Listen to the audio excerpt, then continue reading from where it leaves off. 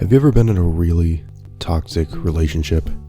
Ever had someone, romantic or otherwise, come into your life and make you feel like you were going to start something new, something great? I mean, I most certainly have. I read countless books on it, been to years of therapy, and despite knowing their signs, they're still oh so alluring. Something about knowing it's doomed to fail, but thinking you can overcome the odds yourself to face it, it just makes all the more enticing. And when it fails, and it will fail, it hurts all the worse because you knew this would happen, making you just like everyone else. It's kind of like your own form of gambling, if you think about it. It's hard. Believe me, it's hard. But riddle me this. How much abuse do you think you could endure before the sunk cost fallacy comes into play? Destiny came out in about September 9th, 2014, and I remember the day, the time, and the setting I was when I first booted up the game's render disk into my 360. I waited hours, set up a new Titan, and only got about 2 missions in before I had to go to bed for school the next day.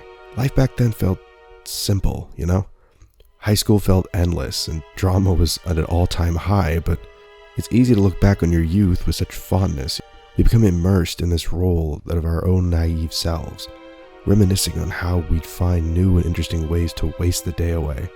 But over time, things change.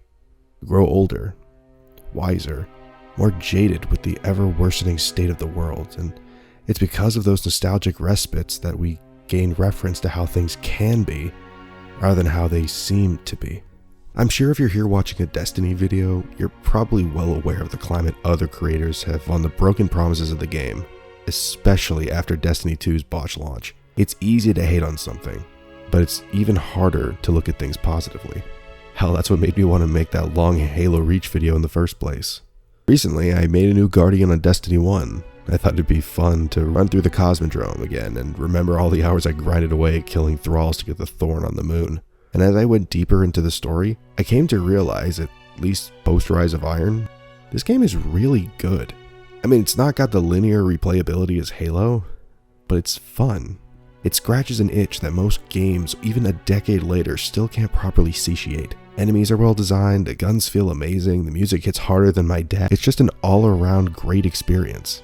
And what's sad is that after taking a week to finish the game's story, I wanted to boot up Destiny 2 in the hopes of replaying the Red Legion campaign. What I didn't know was that in 2020, Bungie retired all of the early D2 content to make room for Beyond Light expansion. So all the money I spent, the hours I grinded, the loot I gathered from seasonal content, gone. Kaput. Reduced to atoms. It sucks being older, because with time comes perspective. I looked back on Destiny and I see why I fell in love with it. It's a great foundation that Bungie planned to build off of for a whole decade. But watching them relapse, reduced to a sad corporate mockery of the stance Bungie once used to herald, it feels like I'm in another toxic relationship. I keep coming back and leaving, hoping and praying that Bungie will get it right this time. Maybe they'll get back to the way things were. Maybe they'll resemble the one I fell in love with all those years ago. But I'm not the starry-eyed kid anymore. I don't have time to waste away anymore. I can't dedicate myself to one singular thing anymore. And it sucks. I'm entering a new chapter in my life.